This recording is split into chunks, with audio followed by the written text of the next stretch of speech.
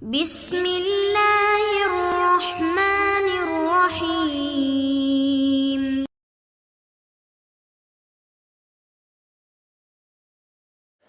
Hadis berikutnya 23, wa an Uqbah bin Amir radhiyallahu anhu qala qala Rasulullah sallallahu alaihi wasallam khairus sadaqi, sebaik-baik mahar itu adalah aisaruhu, yang paling mudahnya.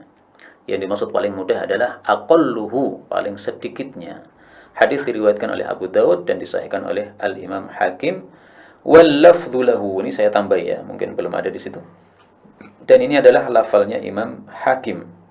Karena lafalnya Imam Abu Dawud tidak begini ya. Lafalnya Abu Dawud adalah khairun nikahi aisaruhu. Sebaik-baik nikah adalah yang paling mudahnya. Nah, maka dari sini kita ambil dua pelajaran. Mahar paling bagus adalah paling ringan, yaitu ketika seorang wanita minta mahar yang ringan. Jadi hadis ini berlakunya untuk para wanita ya, jangan dipakai oleh para laki-laki. Laki-laki melamar bawa-bawa hadis ini enggak pas. Ini hadis pengamalnya adalah para wanita. Wanita memasukkan hadis ini dalam hatinya, kemudian dia terapkan. Maka kalau dia dilamar, minta maharnya tidak usah neko-neko, minta maharnya seperti orang Solo, mungkin katanya orang Solo maharnya murah, yaitu seperangkat alat sholat. Nah, itulah yang aisaru, termasuk yang paling mudahnya. Atau seperti di masa Nabi SAW bina'lain ya, dengan sepasang sandal sebagai maharnya, maka itu sesuatu yang tidak ada masalah. Bahkan di sebagian hadis disebutkan ala syair ya, satu gandum ya. Gandum bisa dibuat untuk bakwan, nah, maka mahar bakwan enggak ada masalah. Karena itu kaidahnya mahar adalah la hadda li aqallihi wala li aktsarihi. Tidak ada batasan minimal dan tidak ada batasan maksimal mahar. Mahal seberapapun banyaknya tidak ada masalah, tetapi lebih bagus adalah yang paling sedikit sebagaimana sabda Nabi sallallahu alaihi wasallam. Tidak ada batas minimal. Yang penting apa? Mahar itu adalah sesuatu yang bisa dihargai.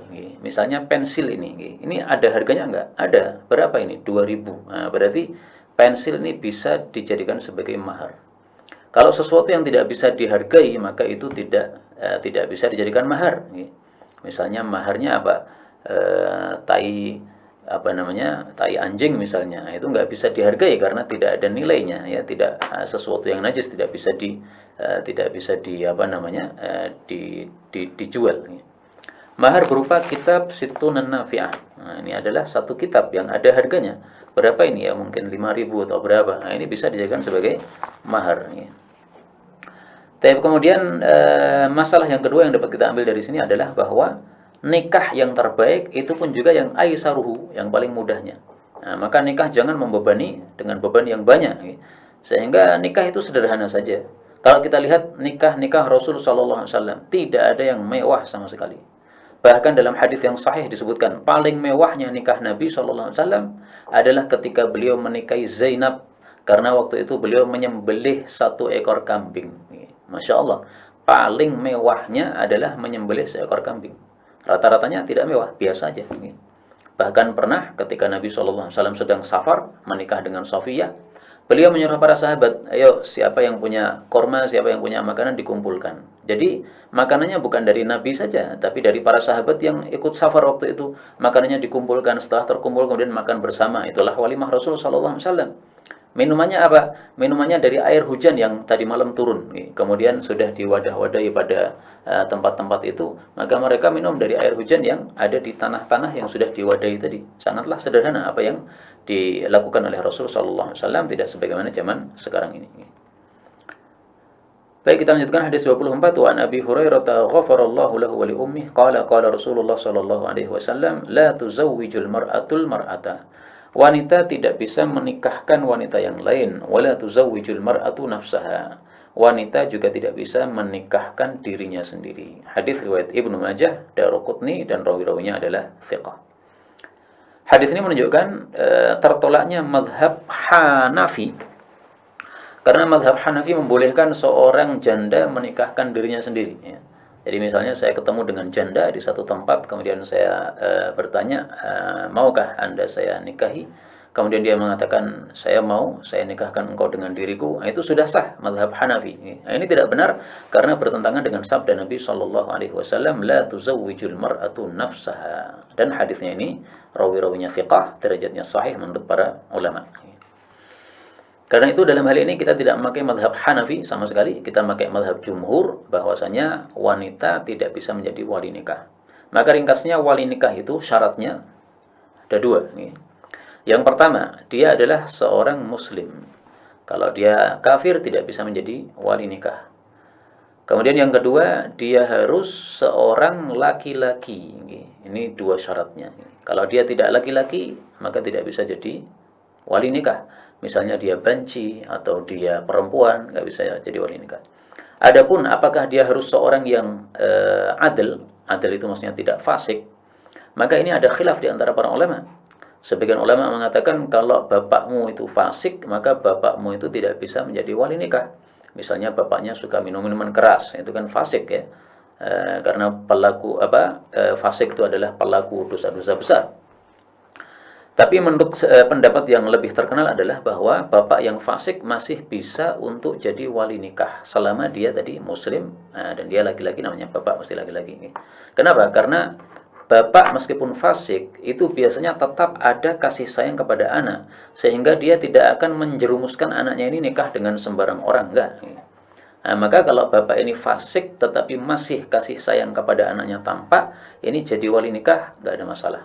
Tapi kalau dia tidak punya kasih sayang kepada anaknya karena fasiknya sudah keterlaluan misalnya, bahkan mungkin dia sengaja untuk menikahkan putrinya dengan orang yang akan mencederainya misalnya, karena bencinya bapak ini kepada anaknya yang Islamnya bagus, yang bercadar misalnya, atau dia pakai jilbab besar misalnya, maka tentu saja bapak seperti ini dia tidak berhak untuk menjadi wali nikah. تقبل منا إنك أنت السميع العليم وتب علينا إنك أنت التواب الرحيم اللهم نحمدك حمدا شاكرين حمدا ناعمين حمدا يوافي نعمه يكافئ مزيدا يا ربنا لك الحمد ولك الشكر كما ينبغي لجلال وجهك الكريم ولعظيم سلطانك اللهم صل وسلم وبارك على رسولك الكريم نبينا محمد وعلى آله وصحبه أجمعين اللهم اجعلنا من أهل القرآن waj'alil Qur'ana sahiban lana fid dunya wa syafi'an lana fil akhirah. Ya Allah, jadikan kami termasuk ahli Al-Qur'an. Jadikan Al-Qur'an sebagai sahabat kami di dunia, syafaat bagi kami di akhirat. Allahumma nawwir ya Allah qulubana binuril Qur'an. Ya Allah, sinari hati kami dengan cahaya Al-Qur'an.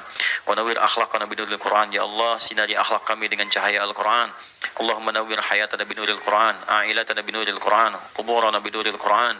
Ya Allah, sinari kehidupan kami dengan cahaya Al-Qur'an. Sinari keluarga kami dengan cahaya Al-Qur'an. Sinari alam kubur kami kelak dengan cahaya Al-Quran. Allahumma ya arhamar rahimin, taqabbal minna jami' amalina salihah. Ya Allah, mohon terima seluruh amal kami, jadikan itu saleh dalam pandangan-Mu ya Rabbal Alamin. Rabbana yassir lana wa la tu'assir alaina. Ya Allah, mudahkan semua urusan kami, jangan berikan kesulitan pada kehidupan kami. La tada'lana fi maqamina hadha dhanban illa ghafartah. Jika ada pendosa hadir di ta'lim ini, jangan biarkan dia meninggalkan tempat ini ya Allah, kecuali Engkau telah ampuni segala dosanya. Wala hamman illa farajtah. Jika ada yang tengah gelisah, jangan biarkan dia meninggalkan majlis ini kecuali Engkau telah tenangkan keadaan hatinya. Allahumma wala maridan illa syafaitah. Jangan ada ya Allah orang sakit di tempat ini kecuali Engkau sembuhkan penyakitnya. Allahumma ya Allah, Rabbana atina fid dunya hasanah wa fil akhirati hasanah wa qina adzabannar. Bifadlika subhana rabbika rabbil izzati amma yasifun. والسلام على المرسلين وآخر دعوانا سبحانك اللهم وبحمدك أشهد أن لا إله إلا أنت نستغفرك ونتوب إليك والحمد لله رب العالمين ثم السلام عليكم ورحمة الله وبركاته.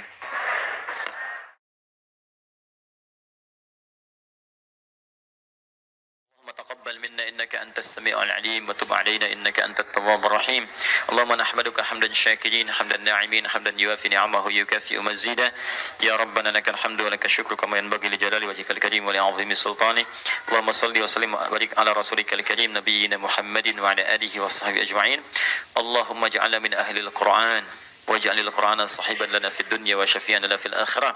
Ya Allah, jadikan kami termasuk ahli Al-Qur'an. Jadikan Al-Qur'an sebagai sahabat kami di dunia, syafaat bagi kami di akhirat. Allahumma nawwir ya Allah qulubana binuril Qur'an. Ya Allah, sinari hati kami dengan cahaya Al-Qur'an. Wa nawwir akhlaqana binuril Qur'an. Ya Allah, sinari akhlak kami dengan cahaya Al-Qur'an. Allahumma nawwir hayatana binuril Qur'an, a'ilatana binuril Qur'an, quburana binuril Qur'an. Ya Allah, sinari kehidupan kami dengan cahaya Al-Qur'an. Sinari keluarga kami dengan cahaya Al-Qur'an. Sinari alam kubur kami kelak dengan cahaya Al-Qur'an. Allahumma ya arhamar rahimin, taqabbal minna jami' amalina salihah.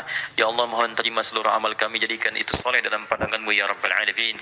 Rabbana yassir lana wa la tu'assir alaina. Ya Allah, mudahkan semua urusan kami, jangan berikan kesulitan pada kehidupan kami. La tad'alna fi maqamina hadza dhanban illa ghafartah. Jika ada pendosa hadir di ta'lim ini, jangan biarkan dia meninggalkan tempat ini ya Allah kecuali Engkau telah ampuni segala dosanya. Wala hamman illa farajtah. Jika ada yang tengah gelisah, jangan biarkan dia meninggalkan majlis ini kecuali Engkau telah tenangkan keadaan hatinya. Allahumma wala maridan illa syafaitah. Jangan ada ya Allah orang sakit di tempat ini kecuali Engkau sembuhkan penyakitnya. Allahumma ya Allah, Allahumma ya Allah, Rabbana atina fid dunya hasanah wa fil akhirati hasanah wa qina adzabannar. Bifadlika subhana rabbika rabbil izzati amma yasifun. والسلام على المرسلين وآخر دعوانا سبحانك اللهم وبحمدك أشهد أن لا إله إلا أنت نستغفرك ونتوب إليك والحمد لله رب العالمين ثم السلام عليكم ورحمة الله وبركاته.